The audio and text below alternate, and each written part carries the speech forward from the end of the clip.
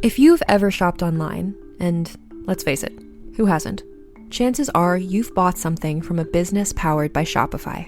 You know that purple Shop Pay button you see at checkout? The one that makes buying so incredibly easy? That's Shopify. And there's a reason so many businesses sell with it, because Shopify makes things easier, and not just for shoppers. They make it easy to start and run your business. Shopify is the commerce platform behind 10% of all e-commerce in the US, from household names like Mattel and Gymshark to brands just getting started. It gives you a leg up from day dot, with hundreds of beautiful ready-to-go templates to express your brand style so you can get up and running fast.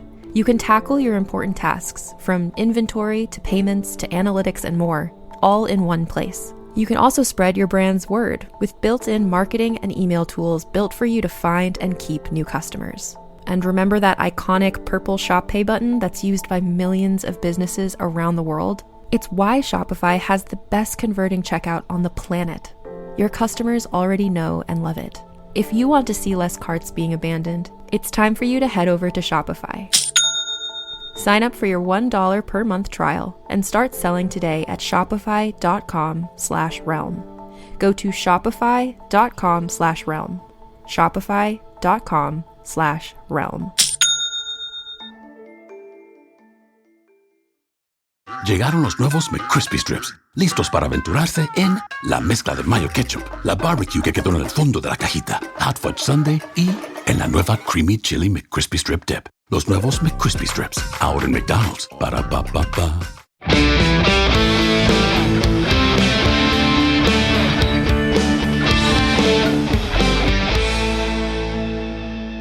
In 2005, two brothers hit the road to fight monsters. That road has led them to fighting demons, angels, and saving the world. It's a journey that is taking them to heaven, hell, and back. But they aren't done. Join our journey as we go episode by episode, following the adventures of Sam and Dean Winchester. We break each episode down with the writers, producers, directors, crew, and actors to bring you the behind-the-scenes stories of how this legendary TV series was made. That guy right there, that's Rob Benedict. He played God and Chuck Shirley. Hey, and that guy there, that's Richard Spade Jr. He played Gabriel, Loki, and the Trickster. And P.S., he directed a bunch of episodes, too. Now, while we are insiders, we're also outsiders, because we're not experts. This is our first time watching the entire series, all 327 episodes. Rich and I have met many of the fans at conventions around the world, and we are deepening our understanding of why you all love this series so much. Because it's really good. Yeah, it is. Now, listen. There will be spoilers, so consider yourself warned. And thank you for joining us on this trip we call Supernatural Then and Now.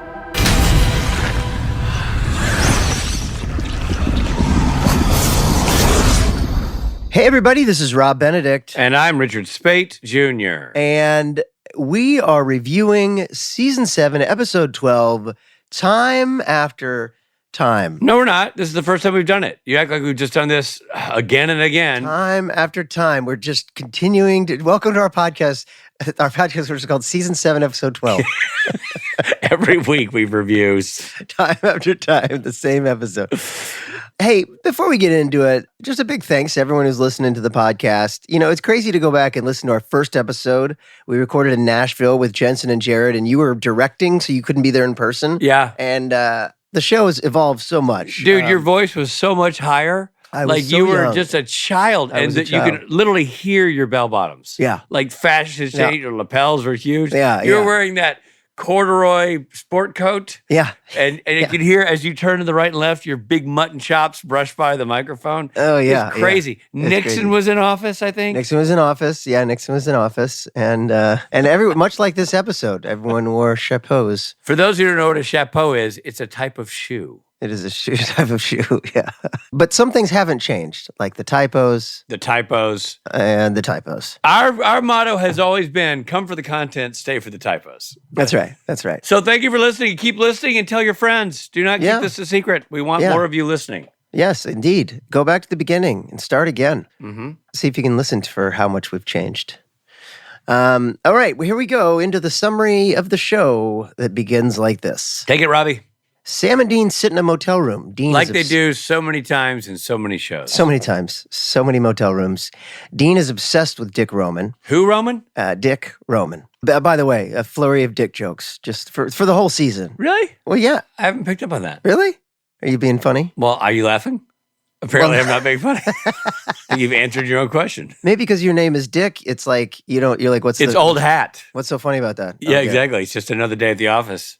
So Dean's obsessed with Dick Roman and is reading a ton of material online. Suddenly, the boys get a phone call from Sheriff Jody Mills. And I believe, if I'm correct, that actress, and I spy with my little eye, is our friend Kim Rhodes. Kim Rhodes popping up. Yeah. Once again, and so good. It just, even as she's driving in the car, I'm like, she's a great actress. She just is. Yeah. She's very comfortable in that role. And Great driver, eyes on the road, hands great at 10 and 2. driver. You know? Great driver. Well, sometimes you'd be surprised. Some fine actors cannot do acting driving, but not our friend Kim. No. She nails it. Drives like a mofo. Yeah, and she's giving them the lead on a case in Canton, Ohio. Oh, The brothers head to Canton and set themselves up in an old abandoned house. like you do. Right? And so are we to think that this is going to be home base for a little bit? I hadn't read that. I thought just for this town. I don't know. Just because she loads Bobby's boxes in there. Oh, I hadn't really thought about that. You're right. I don't know. Well, they go to interview a person who's witnessed an assault.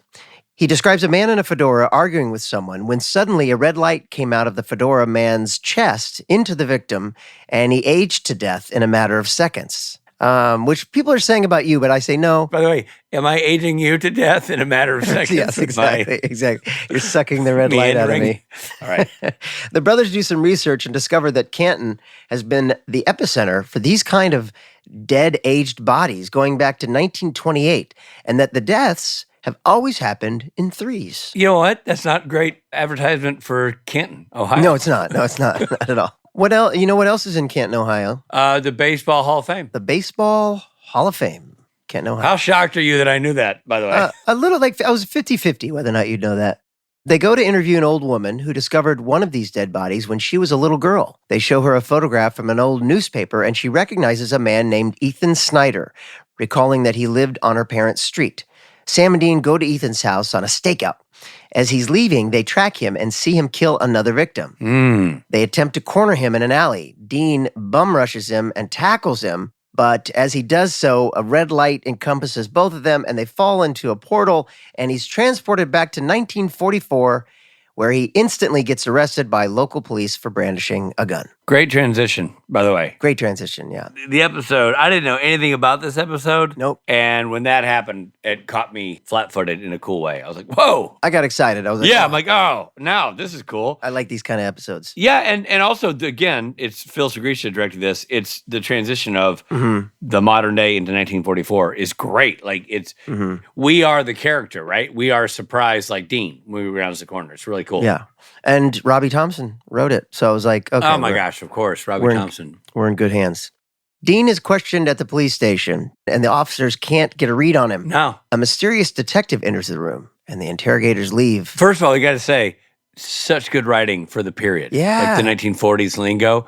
It was so great when he's like, your ID is from 40 years in the future. Nice work, Bunny.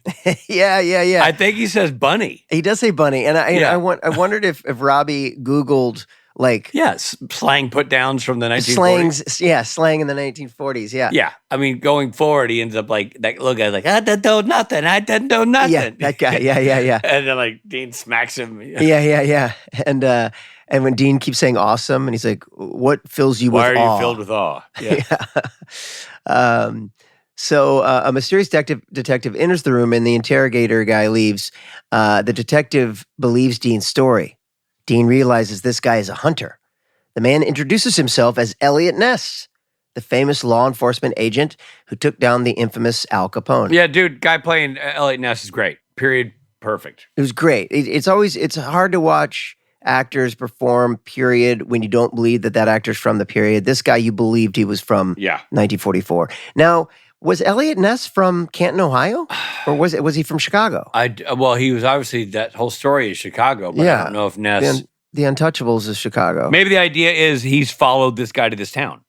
Maybe we're not believing that he's a resident of Canton. Maybe it's like, oh, Elliot Ness, like Sam and Dean, he's a hunter, and he followed this case. Right. But again, Ohio. I wonder about the real Elliot Ness and where what his whereabouts. We can look it up later, or if you're following at home, Google. They quickly realize they're both hunting the same monster, but in different centuries. I thought that was really cool. I love that they made Elliot Ness a hunter. I mean, I just think that's great, right? Dude, and when he revealed his name, when he said Elliot Ness and the slow push in on Dean, yeah, and Jensen's facial reaction was great. Yeah, and that Dean is a big fan of the Untouchables, and but it was done in a way. I know it gets a little like, oh, I'm excited, but that reveal was played very realistic. Yeah. Very subtle push in, and Dean going, what? Yeah. That was cool. And you totally bought that, of course he is, a hunter. Yeah. So Elliot gets Dean out of jail to work with him on tracking this thing. But the first thing they must do is get Dean some normal clothes. So they visit Ezra Moore is the name of the character that was the Bobby character for Elliot Ness, who is a seamstress who makes a suit for Dean. She researches and finds details about cases Elliot is investigating. So I thought that actress we used in an episode of Supernatural years later when I was directing. No way. Which one? Twigs, Twine, and Tasha Baines, it was called. It was Steve Yockey's script, where she was a woman running a bed and breakfast who was also, stealing souls. Interesting. A completely different character. Yeah, and she was great. Interesting. I thought she was great in this. And she was really funny. Just very, very memorable. That's why I'm saying interesting, because... Yeah, and very period. Again, nailed the period. Yeah. And in yours, was it modern day? Yeah, modern day. Well, back in the present, Sam has partnered with Jody Mills to try and bring Dean back to the present. She arrives with several boxes from Bobby's storage locker. The two get to work trying to find information. Sam recognizes a symbol from a ring the fedora man was wearing. I see. So the reason she brought in the boxes, plot-wise, was so they could do the Bobby research to find out what that makes sense. Yeah. And so they look at this ring in the picture, and they find out it's an infinite hourglass. The two realize they're dealing with Kronos, the god of time. Ezra gives the same information to Elliot and Dean back in 1944. Now, why is Kronos, the god of time, want to suck people's souls out? He needs 3 souls to gas up to be able to jump time. Got it. I think otherwise he withers and dies or something. Okay, so Ethan has been getting money placing bets on races. So Elliot and Dean interrogate the bookie and find that Kronos gets his payouts at a diner. So they stake out the diner and track an attractive waitress, Lila, as she leaves to meet Kronos. They believe she's going to be a victim, but ends up kissing him. They are lovers. They follow her to a house in the country. Ness stays there as Dean heads back to Ezra to retrieve an olive stake, the weapon that can kill Kronos. Right. And by the way, then she plants a kiss on him, and there's a whole... Yeah, man. Yeah. Teach Dean a thing or two about a thing or two. Yeah. I thought that actress was probably like... Bingo. Or grody. Maybe she's not into hot guys. That's true. Back in the present, Sam and Jody have figured out a spell to summon Kronos. And to get Dean back to the present, they have to time it to the exact date and time in 1944, or Dean will be stuck there forever. So Dean craftily leaves a note behind the floor molding in the past, and in the present, Sam discovers it. So this is where I want to pause and talk about. This Back to the Future shit happening. This was a little bit challenging to follow. Okay. Now, I saw him say, Back to the Future, give me a pen and paper. And so he wrote the note. Right. I missed something. Why did Dean move the bed and lay down with his head facing that corner? He goes to the address where they are, sleeping in the present. Where they're holed up doing the research. Yeah. What's it called when you steal a house that's already empty? You're squatting. Squatting, right. So he goes to that house, and he gets in the house pretending to be the termite guy, right? Yeah. And he goes up to that stranger's bedroom, and it's the bedroom where he knows that Sam is sleeping. So he lays down where Sam is sleeping, and he gets his head looking the way Sam would look, and he's like, this is how Sam would see it.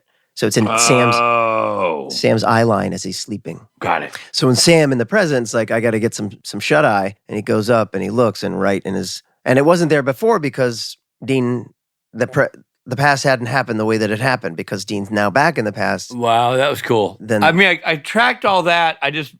Now I understand. He's doing it right in Sam's eye line. Exactly. Yeah, and he scratches Sam into the molding, and Sam finds the letter. Right. And the note includes the date and information on Lila. Fortunately, Lila is still alive.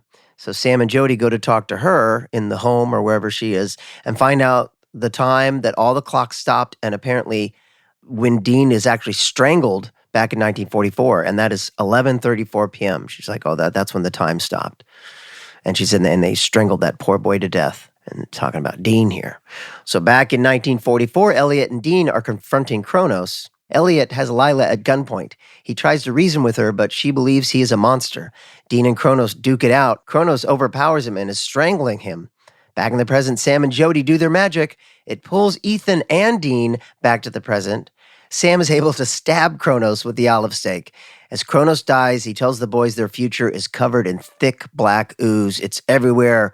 They're everywhere. Enjoy oblivion. That's creepy, by the way. So that says that that's what happens if Dick wins, I guess. If who wins? Dick. So yeah. So and that's that. Okay, well, let's get into a segment of the program called R, Rob and Rich Ratings. I really loved it. I liked this episode a lot. I thought that Phil did a great job. Yep, the idea, the concept was great. Going back to the 40s was great. Elliot Ness, great. Robbie Thompson, great script. Yeah, really enjoyed it. The actor who plays Elliot Ness is great. Have you met him? No, that actor? Yeah. No. I just wondered if he'd ever done because it's a very memorable guest star, you know. He was great. He did a great job, but I do not believe I've had the pleasure. Yeah, and the whole idea of Kronos and you know, Robbie with the references to Back to the Future. Yeah. And we'll find this out, I'm sure, in our fun facts, but naming it after one of my favorite movies, Time After Time, with Christopher Reeve. Wasn't that directed by Jeannot Schwark? It was indeed, which we've discussed on this, I guess. That's awesome. Yeah. So anyway, I have to say I really liked the episode. I'm enjoying season 7 right now. It's really picked up and found its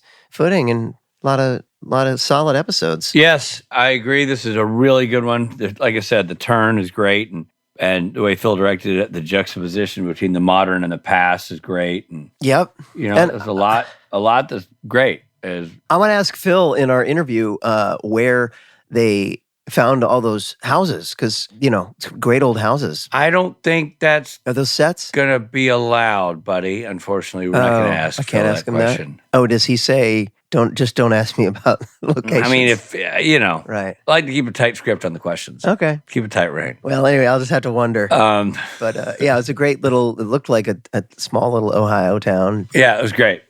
A lot of cool architecture in it, too. Yeah, like, did you notice that one house that it's the house, I think, where that Dean goes to, I guess it's the house that they're squatting in, and there's like a little window. There's like the front door, and to the left, there's like a little window. Like, homes don't have that anymore, but it's like an old design thing. I don't remember that, but I was struck by how cool the architecture of that house was. And I also, by the way, loved the score. They absolutely pulled back from I don't remember gosh, I'm going to embarrass myself. I don't know who the composer for the Untouchables score was, the Brian De Palma film, but it was definitely an homage to that score. Yeah. And it was great. We'll talk to Phil about that, but there's nope, that question's not on the list, buddy. I can't ask him anything.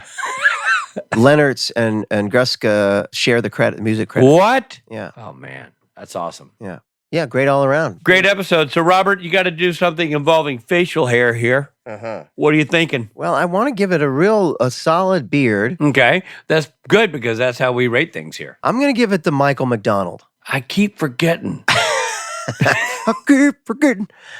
Which I really, it's really just to mix it up. So I'm not giving, because so many episodes are really good. Yeah. And I feel like I keep, giving the Kenny Loggins, and so I want to mix it up. Right. Just another solid beard from the 70s and 80s. Okay. Just continually, his whole life, really, Michael McDonald. Singer with the Doobie Brothers, the Doobie Brothers, and just great, just the voice of the early '80s, I'd say. It's soft rock. It's a solid beer. It's a solid episode. Really liked it a lot. Michael McDonald. Yeah, that's a good one. I'm gonna go with. I was gonna give it to George Wendt, but that's not because of the beard. Just because I was wanting to tip our hat to the late passing of George Wendt. Did he have a beard? He doesn't, so it doesn't really work. Okay. I'm gonna in all fairness, I just looked up Loggins and Messina. I was gonna give it the Messina, and never Messina had a beard. No beard. Yeah. So I'm gonna go with Jim Morrison in his beard phase. Oh, yeah. It was a big beard. It was full. Uh-huh. It was awesome. It wasn't his standard look, so you don't think Jim Morrison in beard all the time. Right. But it certainly was a phase he went through, and it was really, really great. Just like full-on alcoholic. Yeah, but this was a downward spiral right before it all ended. Spiral, yeah. Jim Morrison. But great. But I'm not judging. I'm not comparing this episode to his emotional state. I know. Purely comparing Yes. this episode to his beard. Yes. Which was rock solid. Rock solid. And very balanced, not unlike his actually unbalanced emotions. Speaking of rock solid, I'm going to segue you right into our interview section. Oh, do so. I want to hear what you have to say about this. Rock solid director of Supernatural. He, along with Bob Singer, directs some of the best episodes. Directed the second most of the whole series. Second most of the whole series. Second only to Bob Singer. And we have him joining us from the hot seat on the set of season 5 of The Boys. He can't say nothing about nothing. Don't even ask him, Robert. Don't even try to ask. We tried with Kripke and it didn't work, so it's not going to work with him. But nevertheless, he's our buddy. He's our pal. He is Phil Sgriccia.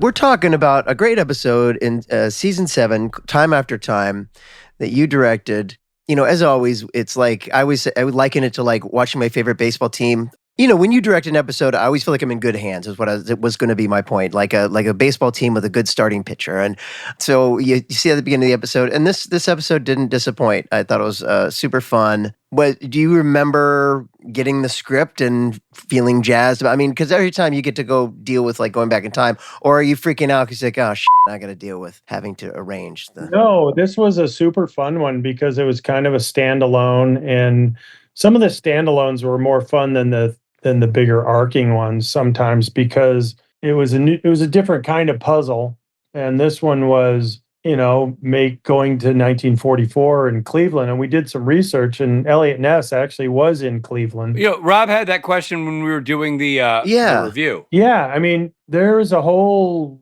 sub-story of Elliot Ness because he did his work in Chicago, and then there was actually a string of murders. So it was just one of those kind of stories that, you know, Robbie wrote, and there was some cool research that you could do because there was this part of Cleveland that was, you know, down on the docks or by the waterfront or whatever, that there was a serial killer that was taking, you know, people out. And Ness was actually the chief, I don't know if he was the chief of police at this point. He moved around after Chicago a bit. Anyways, this was all based on some real stuff that other than the Kronos part, the time travel, you know, master of time. Right. But it was a fun puzzle because, you know, Sam and Jody had to do their part, and it was kind of fun to cut back and forth as the story developed. You know, they were both trying to emerge to that point where they do.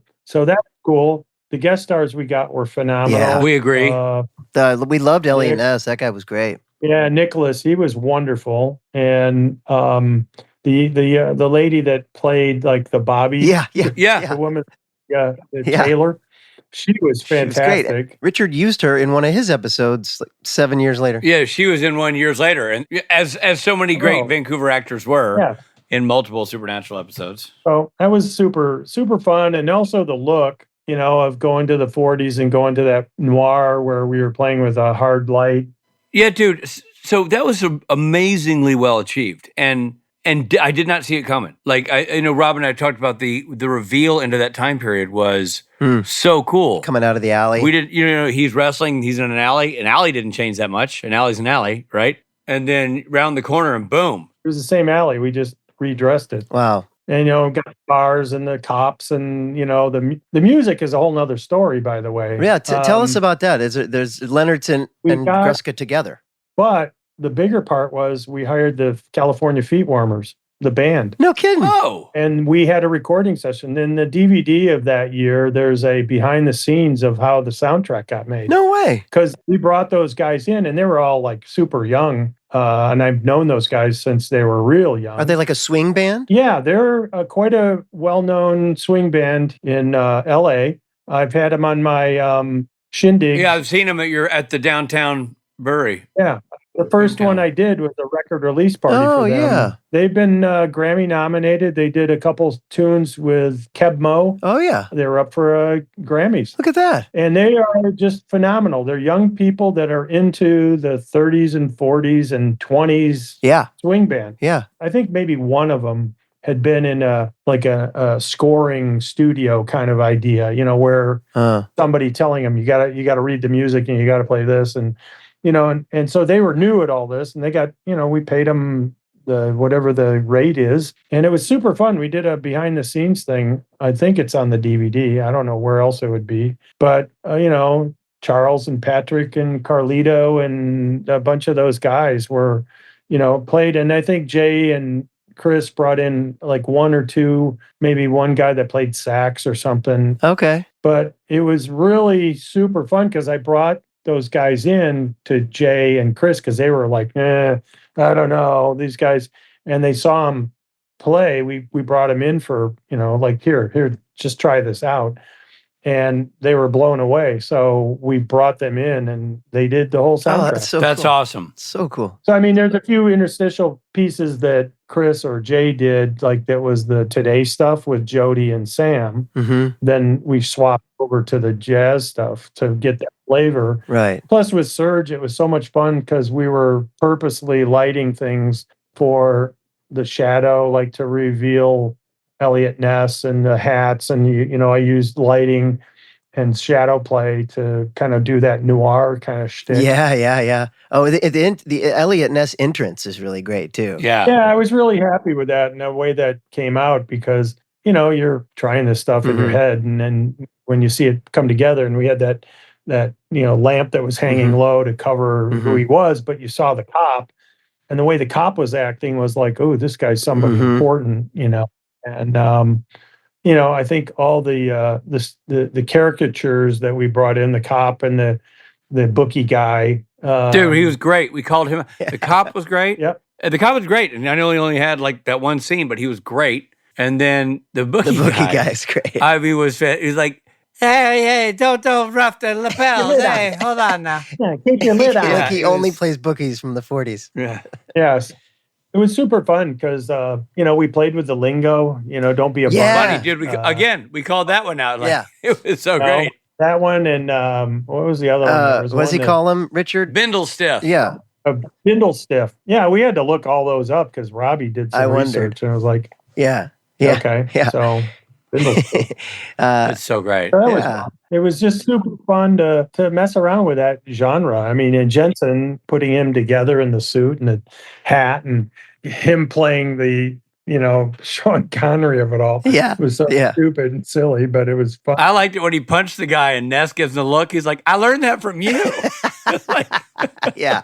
Or when Ness says, when he's like, you got a lock pick for the door, he's like, sure do. And then he kicks it open. Yeah, he kicks it in. The way we shot it was super fun because it was kind of, the show has a certain style to it, but this allowed us to go into a different area with the. And what I thought was fascinating, Phil, is that Supernatural had played with different times before. The black and white with the movie monster and the Western. And they did those really, really well. You never tip your hat to the fact that we're in a different time.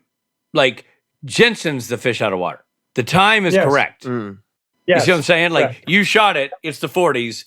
We're doing something in the 40s. This guy is so you didn't, so it would be easy to have flipped it and been like, oh, look at this wacky world that Jensen's in, but that's not how it was played. No. And I loved it. It made the acting grounded. You felt a reality with everything. I thought that was really well done. Good. Then it worked. Yeah. And obviously that's a decision because you could have been like, there could have been a wink moment in there and there never was. And it made it more fun. Even with Ness going like drinking.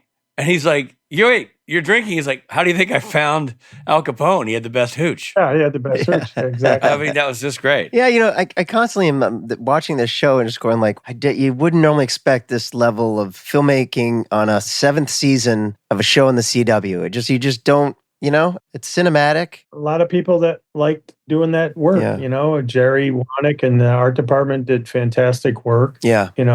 Serge did a fantastic job and the camera guys all, the whole team jumped in. So, I think these, like I said earlier, the standalones sometimes are more fun because we're stepping out of our horror dad's on a hunting trip thing. Right. You know? Right. Well, honestly, as a viewer, when you're watching a 22 episode season, it gives you a break. You know what I mean? It's nice to take a step away from the break, see these guys be the superheroes that they are. Just hold that thought. We're coming right back.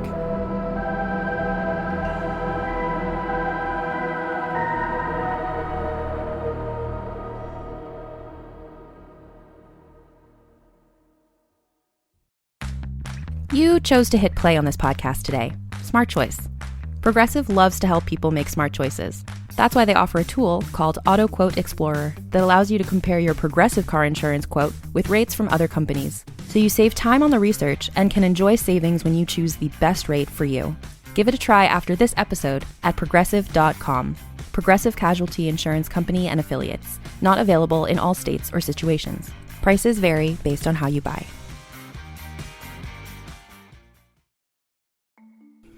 I love a multi-use beauty product, like an eye/cheek/lipstick. It makes a full face so much easier, plus you only need to bring one product along for touch-ups. And whether you're all about simple mascara and gloss, or you love to play with bold shapes and colors, you gotta have that trusty favorite you turn to for every look. Thrive Causemetics makes certified 100% vegan and cruelty-free products you can depend on for everything from simple daily wear to show-stopping self-expression. And it's all made with clean, skin-loving ingredients, high-performance and trademarked formulas, and uncompromising standards. And Thrive Causemetics is beauty that gives back. For every product purchased, they make a donation towards 8 major causes, including social justice organizations and those impacted by cancer and homelessness. It feels good knowing that when I purchase a product, I'm also able to give back to causes that matter to me. And one product I love from Thrive Causemetics is the Brilliant Eye Brightener. Like I said, I love a product that can have multiple uses, and the Brilliant Eye Brightener is just that. It's an eyeshadow and highlighter stick that's super blendable, and I'm slowly but surely stocking up on the 31 shades that it comes in. Try your new trusty favorites with an exclusive set for our listeners. New customers can get the Liquid Lash Extensions Mascara and a mini-sized Brilliant Eye Brightener at a special set price with free shipping available at thrivecosmetics.com/thrive. Or save more with 20% off your first order at thrivecosmetics.com/thrive. That's Thrive Cosmetics, CAUSEMETICS.com/thrive for 20% off your first order.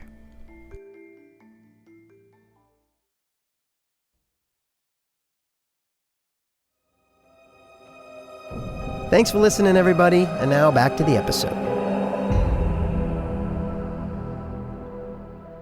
We have a little quote when we interviewed Jensen about this episode.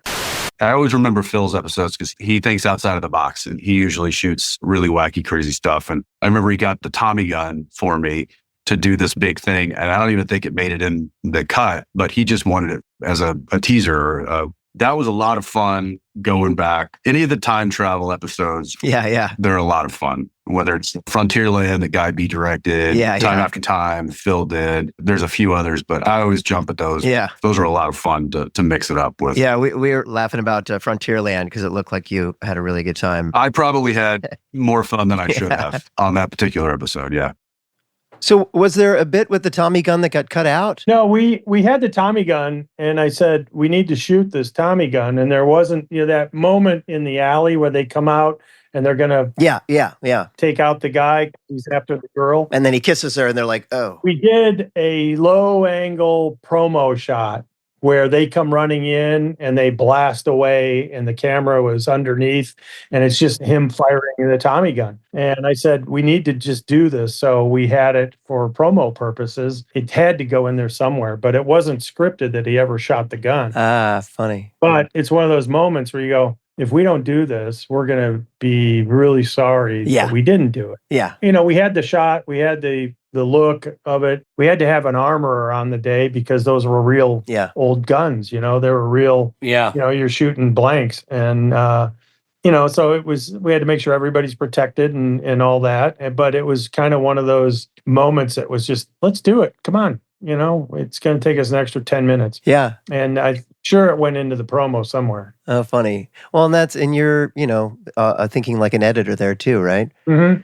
I'm going to want this in post. Well, you just look at your opportunities and you say, what can we do to expand ourselves without, breaking the bank? Right. If it makes sense. Right. Speaking of the time period being right, the actor who played Elliot Ness really nailed the whole vibe. Nicholas Lee, I think. Yeah. Nicholas Lee, yeah. Was he someone you knew before? How did you come upon Nicholas Lee? We kind of got him, and it was like any of I think he's from Vancouver or up in Canada. I think he was a local guy, but it was kind of like, where's he been and what's he been doing? Because he was, some of our other finds in Canada that you go, where were they 4 years ago? So, and he had that look, he had that stature and everything. Mm-hmm.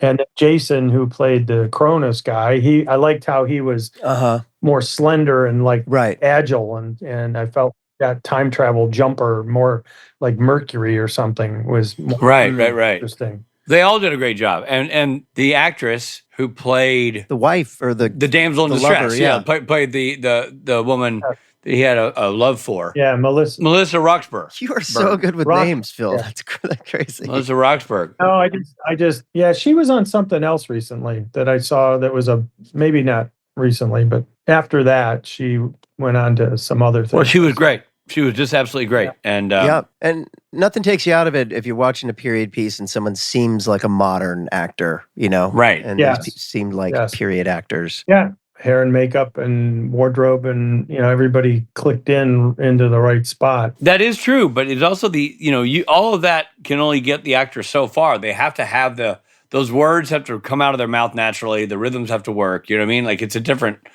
thing. You have to be able to say bindle stiff and not sound like you're a goofball. Yes.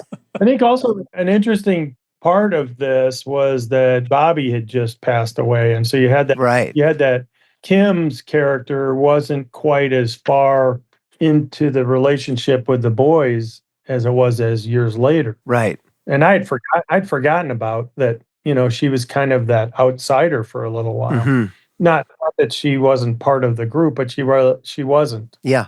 She was tied in with Bobby. That was when I watched it a couple of nights ago, I was like, oh yeah, that's right. She was just coming out of the grieving of him passing. Yeah. Feels like everyone's still kind of grieving from the loss of that character. Yeah. And now Kim I was mentioning this scene where she's driving, just out of curiosity, was that poor man's process on the stage? Oh yeah, totally. Wow. Yeah.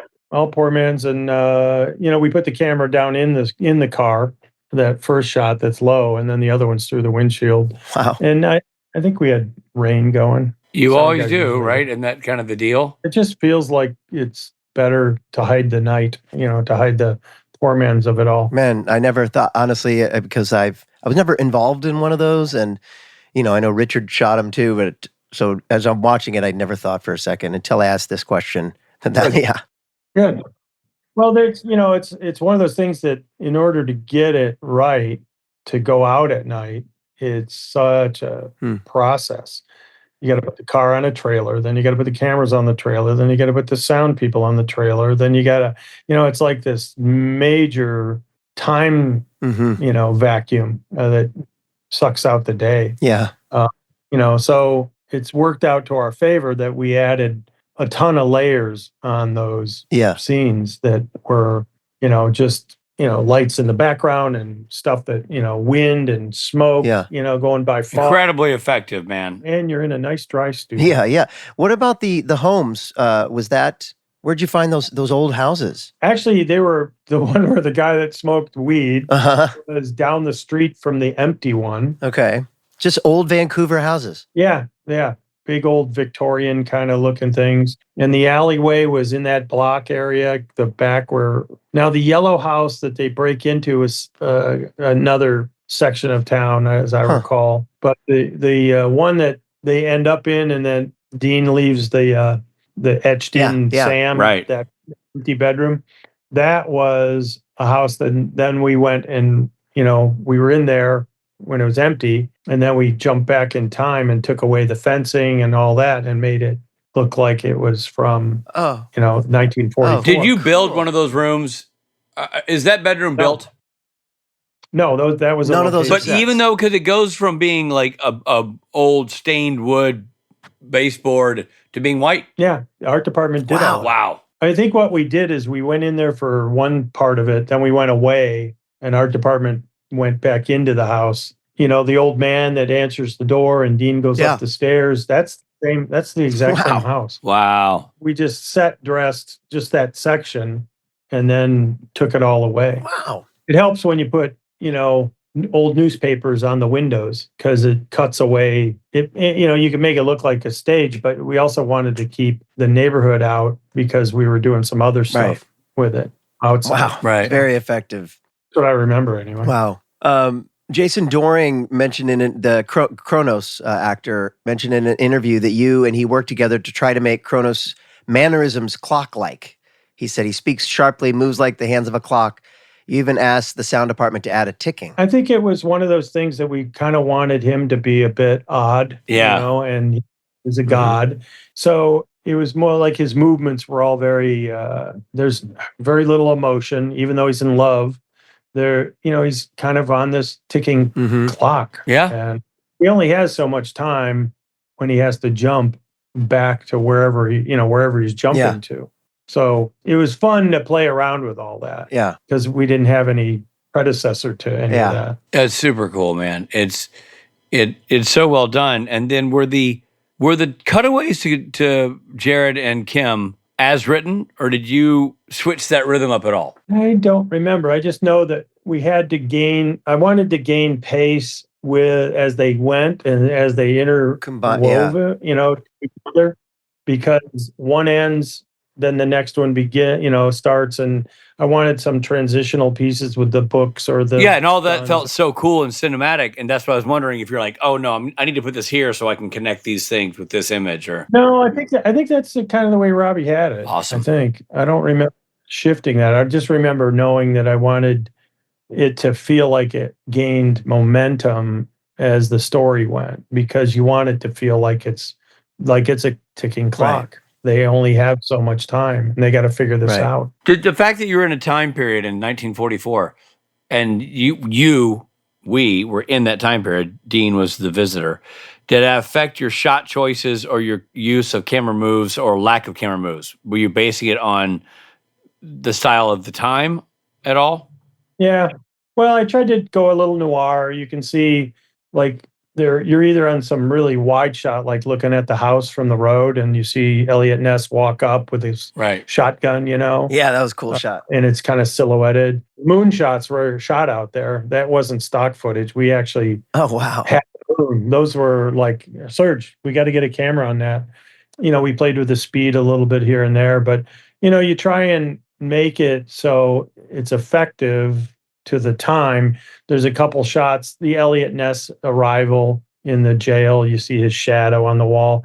Dean, when he comes onto the property and he's looking for Ness, and he goes over by the barn, and you see there's a shadow shot with a gun kind of coming in, turns into him. We tried to play with that kind of idea here and there, to play with that genre. It's the Untouchables, it's the 40s. Incredibly effective. No, we didn't go, we went with this kind of tobacco brown or something. It was the color of the night clouds and the moon, and everything out at that farm had this kind of brownish tan kind of thing. You notice it immediately, but it's not overbearing. It's not like you went from color to black and white. It was a shift for sure. Yeah.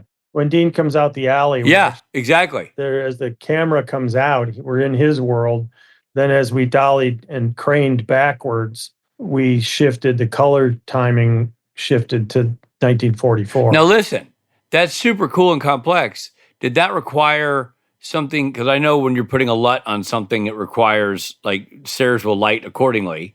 Was there any kind of adjustment you had to do mid-shot since you were doing a transition in color palette there? No, because that's in color timing. You could take the raw data, the raw shot, and go purple on one side and yellow on the other if you wanted.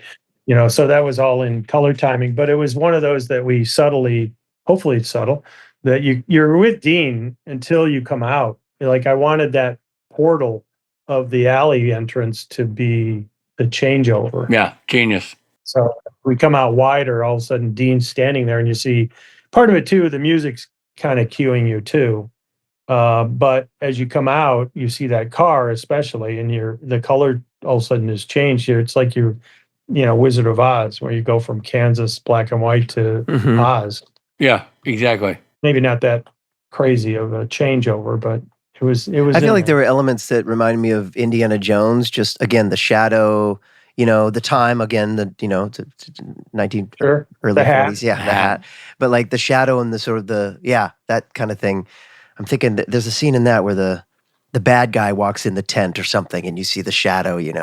So the ending of this episode, it's not the typical sort of brothers conversation that the show usually ends with. It's sort of this stark warning about you're going to be covered in sludge and doomsday is coming. Yeah. Was there a conversation about that? About just that you're going to end it here? Did the script end that way? Yeah, I think it was kind of one of those, because it's a standalone, it has to kind of fold back. Yeah, you got to remind everybody what the big story was. Remind everybody. That's why you see Dick Roman at the beginning. Right. And all that in the teaser, is that you don't want the audience to forget that's the arc of the year. Right. And I think that was put in there because he knew what the future was going to hold, and so he wasn't lying. He's thinking that's what's going to happen. I see. To them, it doesn't matter. He's dying. He knows he's dead. Right. So he's just saying your future is bleak. Right. And that kind of propels to the next one. I see. That's exciting. All right. Yeah, it's really cool. It's really well done. The whole episode is really fun. It's just again, where Supernatural goes off its own pathway into its own style. And even the idea, even though we know logically that Jensen is not dead, Dean is not going to die, and the show's not over, when she's like, oh man, they strangled that dude, you're like, oh wow, there's a whole chapter here we didn't see yet. Yeah. Well, in her point of view, they disappeared while he was being strangled. Right. As the clock hits, she says to Jody and Sam that the clock struck 11:34 or whatever it was, and so the last she saw, Dean was pretty much dead. Right. Yeah. And Elliot Ness throws him the little piece of wood. Yeah. Stab it in the heart. That was also funny. He's like, what do I do with this? Like, well, you put this pointy end in his heart. She said that. Yeah. Don't miss. And if you miss, you're in trouble. Dude, thanks so much for being here. Yeah. You crushed it again. Always great to have Phil. You're our Norm. You're our George. Hey, wait a minute! Don't say that. Well, not Come like on, Rich. currently right now. I mean, he just passed it's away. more of a tip of the cap. Oh, okay. But it's great to have you here talking shop. And Rob's not wrong. When we see an episode, and usually like if the teaser is like a home run massively, I'm like, well, this is probably Phil or Bob. Yeah. Like there's just a shorthand you have with this show that is phenomenal, and it's right there on this episode. Yeah, this was fun. Proof in the pudding. I've got another one coming down the pipe somewhere. I think you have a couple, Hitler. buddy. You did like a couple. Yeah, this is only. So is there another one in season 7 to look out for? Yeah, Everyone Hates Hitler, a Ben Edlund special. Oh, that's good. Oh, great. Well, we may be having you back to talk about that one. So there. We should try to get you and him on together. That'd be fun. Him and Hitler? Yes, Hitler. But him and Ben Edlund, who oh yeah, that'd be cool. Who's like our who's the other guy on Cheers? Ben Cliff Clavin. Yeah. Ben's our Cliff. He's Cliff. He's our very high Cliff.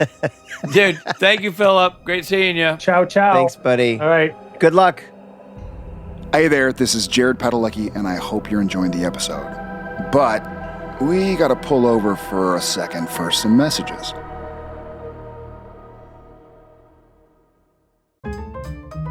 Whatever the occasion, effortless elegance is right this way. Because Hilton brings you new ways to stay courtesy of the Nomad London. And it doesn't stop at award-winning dining in a space draped in velvet and illuminated by vintage chandeliers.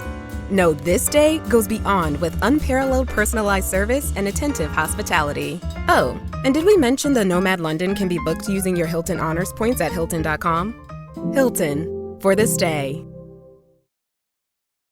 So, you just started using LinkedIn Premium. Now what? Well, on your premium company page, you noticed around 7.5 times more page engagement and 5 times more page views. Well done. And now, new clients are messaging you. All because you're using LinkedIn Premium, which helps you get the business growth you want. Think big, small business. Think big. Start your free trial at linkedin.com/premium small business. That's linkedin.com/premium small business. Hey there, thanks for listening. Now, back to the episode. Well, always a pleasure to talk to Uncle Phil. I feel like saying it's always a pleasure doesn't do it justice. It's always a pleasure. That's what makes you so good at improv. You know what I'm saying? No, seriously, he's like the best, man. Like, he is so funny and intelligent and remembers, to your point, the level of detail that guy remembers. Yeah. Baffling. Yeah, he's like, I think her name's Michelle. Thank you, Phil, for stepping outside of prep for the series finale of The Boys to talk to us. Brutal. Just brutal. Lots of podcasts want to get Phil on, but no. Good luck, other podcasts. This podcast got him. His dance card is full. His dance card is Phil. We got him. He's going doing one podcast. His publicist said, I'll do one. And we're the podcast. I'll do one podcast and one podcast only. Something great. Something that really tells a story. And yet he did ours instead. And we're so thrilled. We're so thrilled that he did that. Oh, wow. Well, yeah. The only way to follow that interview up is with a little bit of mythology. Chronos is the Greek personification of time, not to be confused with the Titan Kronos, who is the father of Zeus. Chronos, the way it's referred here in the spelling with the CH, is the Greek word for time. I'm going to tell you right now, what it says not to be confused with, oh yeah, it's to be confused with. Yeah. Audibly, Somebody. They're very close to each other. Yeah. But this is Chronos as in chronology. It's like when you're studying a foreign language and they're like, Shallah means how are you?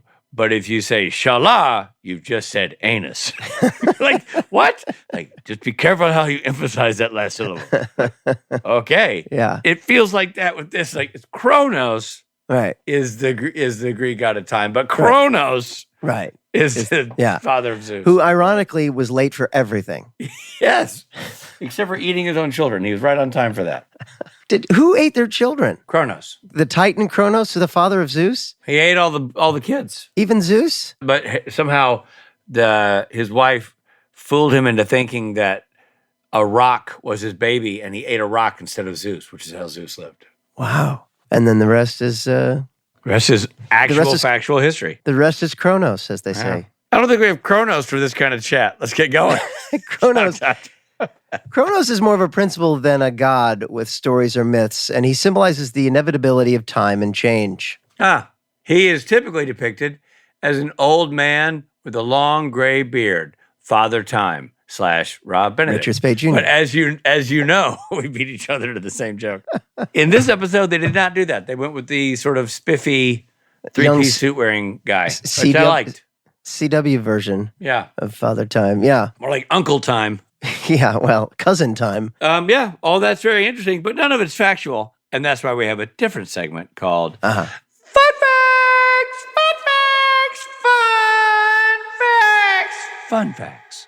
The title Time After Time is a common phrase, as illustrated by our intro to this episode when I kept saying time after time. And I just know you're such a Cyndi Lauper fan that I thought, here we go. He's going to start singing Cyndi Lauper again. Time after time. I knew it.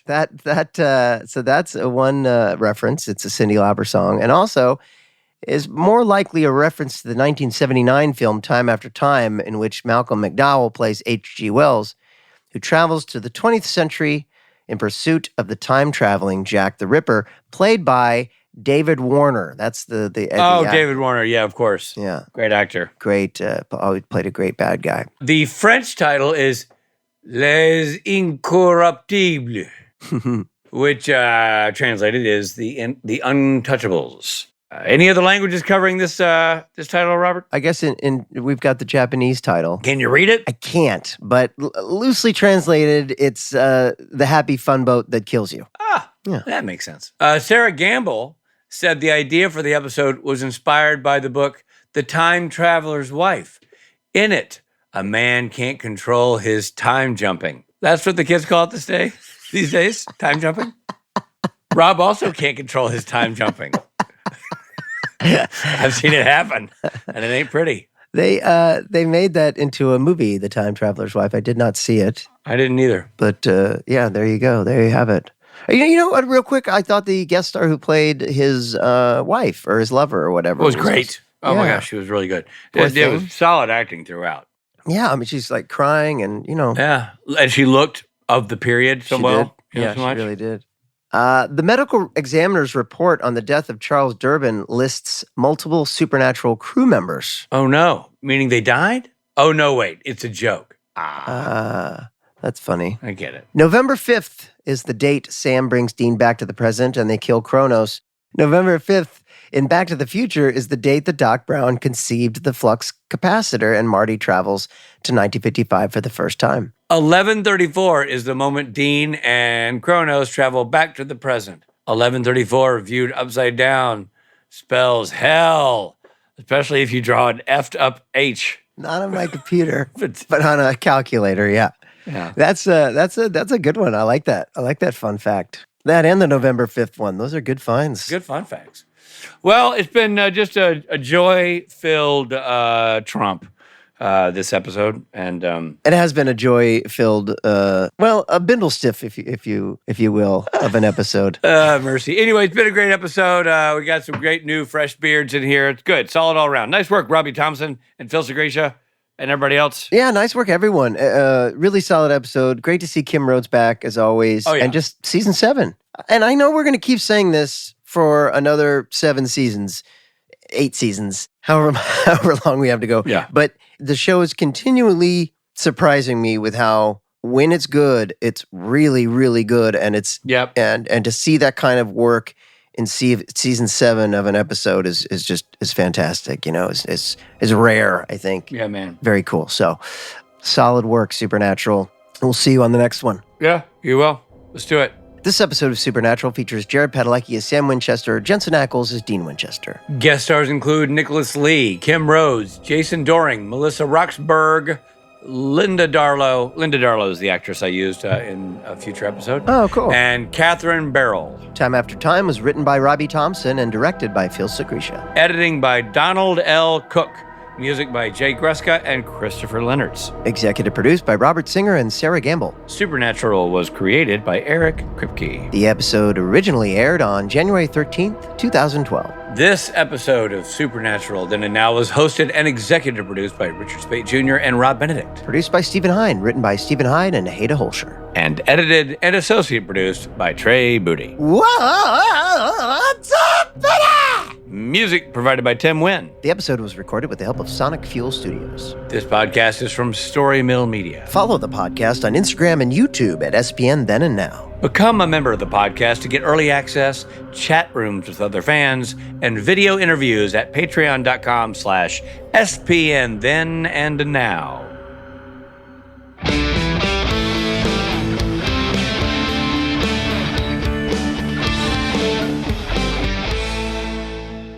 Oh, God, Richard. Sorry, that's a good one. I like that. But Rob, you can't. I mean, I got to solve the. We really don't. We really don't. You're Let's interview moving Phil. forward like everything's okay. We've got Phil for a short amount of time, so let's get to business. Okay. I'm sorry. I'm not used to somebody being helpful. Thank you, Phil. This is really trippy. You're my image. Let's see, video.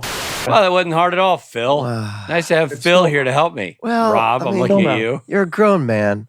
I got to tell you something. Between Rob making time jumping dirty and also for Rob always trying to show off his bindle stiff, I got off with a very sore bindle stiff.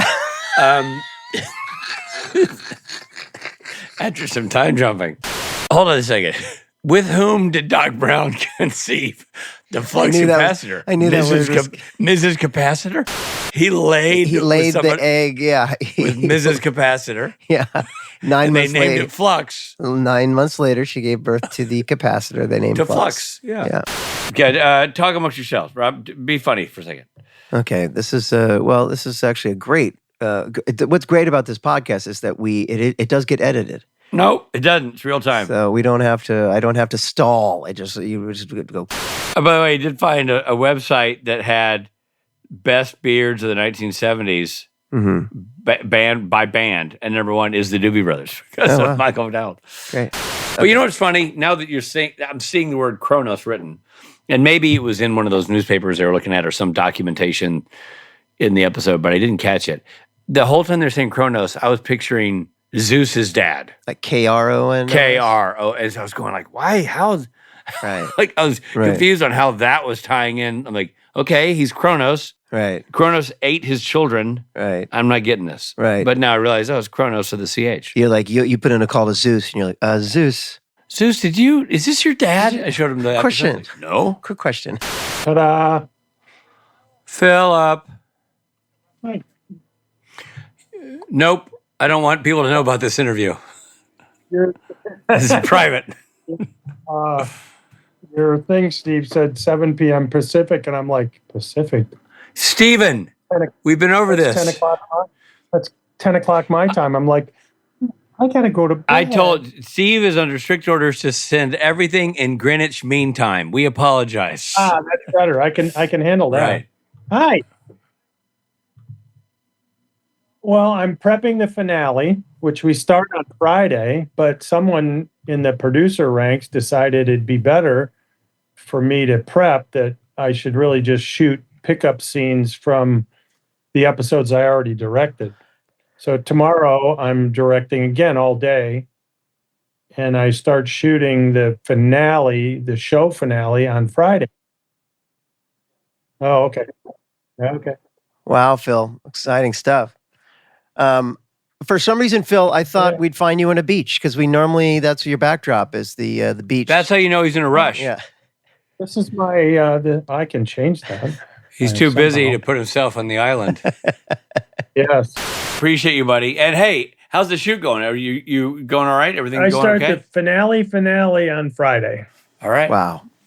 Well, yeah, it's going to be giant and big and exciting and super fun and probably I was going to say, sad for everyone who's worked for 5 years on this show. Yeah, there's a lot of folks that are like, they're finally realizing, oh yeah, it's the end. And you're kind of like, oh yeah, like the real end. Like I've done the finale of a season, but I've never done the show. Right. And so this is new territory for me also. So that's exciting and scary. Yeah. You don't have to tell me this. Maybe this is a secret. But is Suzanne Plachette involved? I just want to know if somehow. No, what's his name from Dallas? Ewing. Yeah, Patrick. Not Patrick Ewing. It would be Larry Hagman or somehow. No, the other guy. Something Ewing. Patrick Duffy. Yeah. Patrick Ewing played for Georgetown, and then he's there. Patrick Ewing's a pro basketball player. Patrick Ewing was not in Dallas, which, by the way, was a mistake on Dallas's part. They should have had him in there. Basketball great, Patrick Ewing. Yes, as Sheriff Ewing. Johnson. And Suzanne Plachette. They wake up and exactly.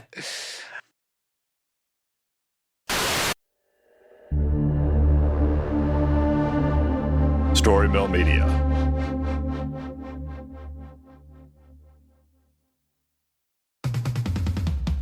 I'm Amy Nicholson, the film critic for the LA Times. And I'm Paul Scheer, an actor, writer, and director. You might know me from The League, Veep, or my non-eligible for Academy Award role in Twisters.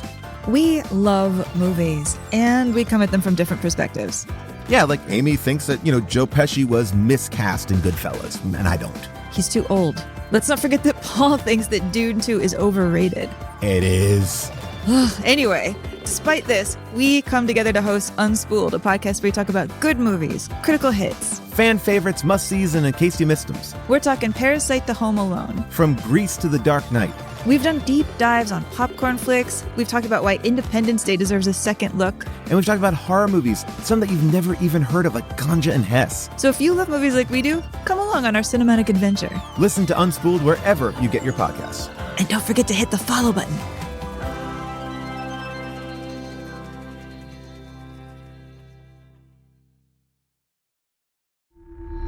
Legendary stories, awe-inspiring sound, and endless adventure. Welcome to the realms of peril and glory.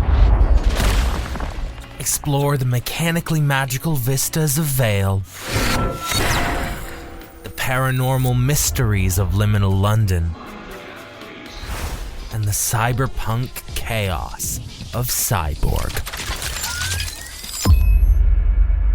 With breathtaking sound design and enchanting original music, you'll be immersed into unforgettable campaigns and heart-pounding one-shots.